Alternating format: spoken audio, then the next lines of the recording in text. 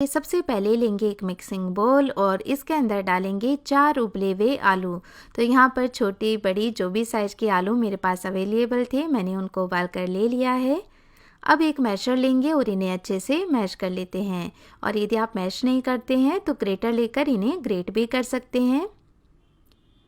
आलुओं को हमने अच्छे से मैश कर लिया है। तो अब इसके अंदर हम कुछ कटी हुई सब्जियां ऐड करेंगे। तो यहाँ पर सब्जियों के अंदर मैं ले रही हूँ गाजर, मटर, फूल गोभी, शिमला मिर्च और प्याज। और इन सब्जियों को देखकर आप चौंके मत, ये मैंने हाथ से नहीं काटी हैं बल्कि मैनुअल चॉपर से काटी हैं, ताकि सब्जियाँ एकदम फाइन कट जाएँ। आप चाहें तो हाथ से भी काट सकते हैं, बस हाथ से इतना बारीक हम नहीं कर पाते हैं। अब यहाँ पर मैंने मटर लिया है, लेकिन मटर को मैंने इस तरह से क्रश ही कर लिया है और हल्का सा इसे उबाल लिया था। फूल गोभी को मैंने एकदम बारीक काट कर लिया है और साथ ही शिमला मिर्च ली है। एक शिमला मिर्च मैंने मीडियम साइज़ के लिए है और एक बड़ी साइज़ का मैंने प्याज लिया है। यदि आपको प्याज पसंद नहीं है या खाते नहीं हैं तो इसे स्किप कर सकते हैं। और 2 गाजर को इस तरह से बारीक काट कर लिया है। अब यदि इस तरह से आप बारीक नहीं काट पाते हैं तो आप क्या करें कि इन सारी सब्जियों को कद्दूकस करके ले लें। अब इन सब्जियों के साथ ही हम इसके अंदर डालेंगे 2 बारीक कटी हुई हरी मिर्च, या जितना तीखा आप पसंद करते हैं उसके अकॉर्डिंग हरी मिर्च ऐड कर लें। साथ ही ऐड करेंगे इसके अंदर 1 इंच अदरक का टुकड़ा, जिसे भी मैंने एकदम बारीक काट कर लिया है। और अब ऐड करेंगे इसमें खूब सारी कटी हुई धनिया की पत्ती। और इन कटी हुई धनिया पत्ती को देखकर आप अंदाज़ा लगा ही सकते हैं कि इन्हें मैंने हाथ से काटा है, तो थोड़ी मेहनत तो मैं भी कर ही लेती हूँ। तो चलिए अब इसमें डालेंगे हम कुछ पाउडर मसाले। मसालों में हम लेंगे आधा चम्मच लाल मिर्च का पाउडर, आधा छोटा चम्मच भुने हुए जीरे का पाउडर ऐड करेंगे। अच्छे कलर के लिए ऐड करेंगे चुटकी भर हल्दी। साथ ही मैं ऐड कर रही हूँ इसमें स्वाद के अनुसार काला नमक, या आधा छोटा चम्मच काला नमक ऐड करें और आधा छोटा चम्मच ही मैं सफ़ेद नमक डाल रही हूँ। आप चाहें तो सिर्फ सफ़ेद नमक का इस्तेमाल भी कर सकते हैं।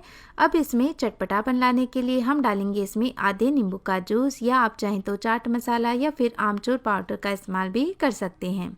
अब इसमें ऐड करेंगे हम गरम मसाला। तो ये 1 छोटा चम्मच मैंने गरम मसाला ऐड कर लिया है। और अब लास्ट में हम ऐड करेंगे इसके अंदर ब्रेड क्रम्स। ब्रेड क्रम्स आप रेडीमेड भी इस्तेमाल कर सकते हैं। मैंने ब्रेड क्रम्स को घर पर बनाया है। घर पर ब्रेड क्रम्स बनाना बहुत ही आसान है। बस एक ग्राइंडर जार लें और उसमें ब्रेड को इस तरह रफली तोड़कर डाल दें और इन्हें ग्राइंड कर लें। ब्रेड को हमने ग्राइंड कर लिया है, तो ये ब्रेड का पाउडर बनकर तैयार हो गया है। लेकिन इन ब्रेड के पाउडर को हम डायरेक्ट नहीं डालेंगे, क्योंकि इसमें ऑलरेडी मॉइस्चर है और सब्जियों में काफ़ी सारा पानी रिलीज़ होगा। जब वो नमक के कांटेक्ट में आएंगी तो काफ़ी पानी छोड़ देगी। उस कंडीशन में आपको बहुत ज़्यादा मात्रा में ये ब्रेड मिलानी पड़ेगी, तो फिर सब्जियों का टेस्ट कम और ब्रेड का टेस्ट ज़्यादा आएगा। तो इसके लिए हम क्या करेंगे, इन ब्रेड को डालेंगे एक पैन के अंदर और 5 से 6 मिनट के लिए इन्हें लो टू मीडियम फ्लेम पर रोस्ट कर लेंगे। ऐसा करने से जो ब्रेड का पाउडर है उसकी नमी निकल जाएगी और वो सूख जाएगा। नमी निकलने से ये जो पाउडर बनेगा वो हो जाएगा ब्रेड क्रम्स, और इनको आप कई रेसिपीज़ में इस्तेमाल कर सकते हैं। इन ब्रेड क्रम्स को आप एयर टाइट कंटेनर में स्टोर करके भी रख सकते हैं। तो इस तरह से जब हम घर पर ब्रेड क्रम्स तैयार कर लेते हैं वो एकदम फ्रेश होते हैं, टेस्ट भी अच्छा आता है और हमें काफ़ी सस्ता भी पड़ता है। तो अब आप देख सकते हैं कि जो ब्रेड का पाउडर है उसका कलर चेंज हो गया है। थोड़ी देर जब हम ऐसे ही इन्हें छोड़ देंगे तो ये काफ़ी क्रिस्पी हो जाएंगे। तो ठंडा होने के बाद हम इसमें ऐड कर लेंगे। तो मैं थोड़े ब्रेड क्रम्स अभी डाल लेती हूँ। पहले सारी चीज़ों को हम अच्छे से मिक्स करेंगे और ज़रूरत पड़ी तो ब्रेड क्रम्स हम और ऐड करेंगे।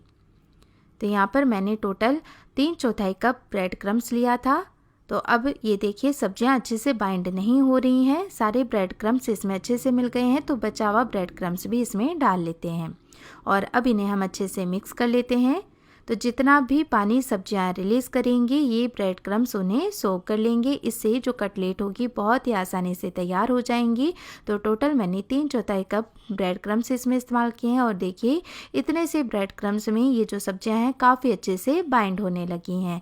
तो अब ये एकदम परफेक्ट है। हाथों को हम कर लेते हैं वॉश और इन्हें तेल से ग्रीस कर लेते हैं और इनकी कटलेट बना लेते हैं। तो कटलेट भी आप किसी भी शेप में बना सकते हैं, चाहे तो इस तरह से सिलेंड्रिकल शेप में भी इन्हें बना सकते हैं या फिर मैं इन्हें टिकिया शेप में बना रही हूँ। तो इस तरह से हम बहुत ही आसानी से इन्हें टिकिया की शेप दे लेंगे। ये देखिए हमारी कटलेट बनकर तैयार हो गई है। सारी कटलेट हम इस तरह से बनाकर तैयार कर लेते हैं। तो इसी तरह से मैं दूसरी कटलेट भी बनाकर तैयार कर लेती हूँ। तो कटलेट को बहुत ज़्यादा पतला भी नहीं रखें और बहुत ज़्यादा इसे मोटा भी ना रखें। तो इस तरह से हमने सारी कटलेट बनाकर तैयार कर ली हैं।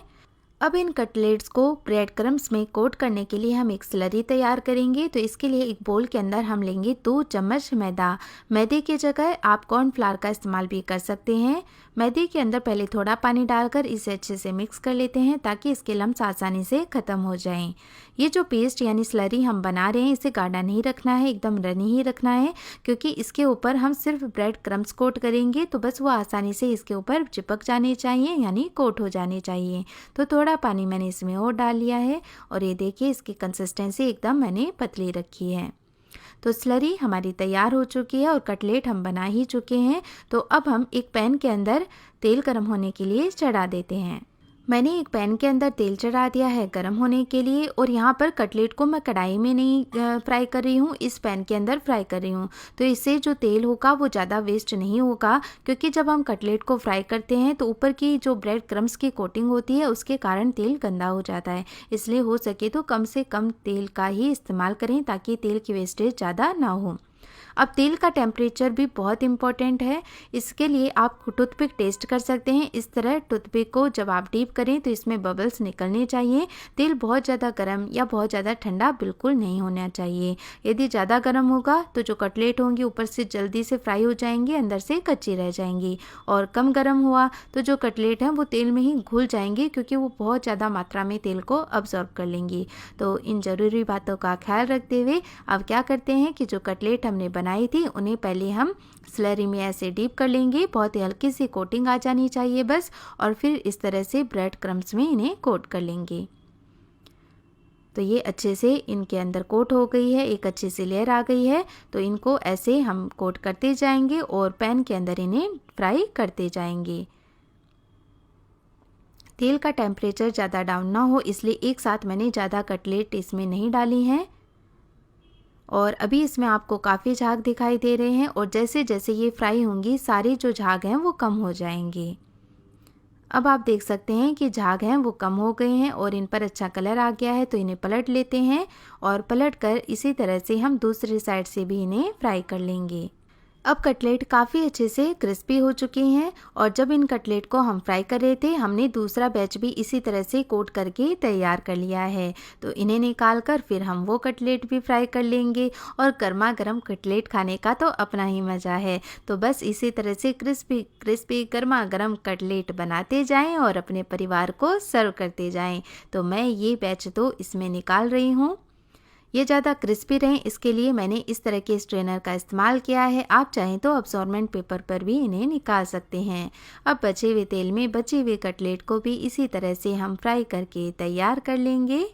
तो इन कटलेट को बनाने में जो थोड़ी बहुत मेहनत है वो बस सब्जियों को काटने में ही है, बाकी तो इन्हें बनाने में ज़्यादा समय नहीं लगता है। तो देखिए एक कटलेट मैं आपको तोड़कर दिखाती हूँ। ऊपर से बहुत ही क्रिस्पी है और इसकी स्टीम देखकर आप पता लगा ही सकते हैं ये कितने ज़्यादा गर्म है। तो इन कटलेट्स को आप टोमेटो सॉस या फिर हरी चटनी के साथ इंजॉय करें। आप भी ज़रूर से ये कटलेट बनाएं और कैसे बने मुझे कमेंट करके ज़रूर बताएं।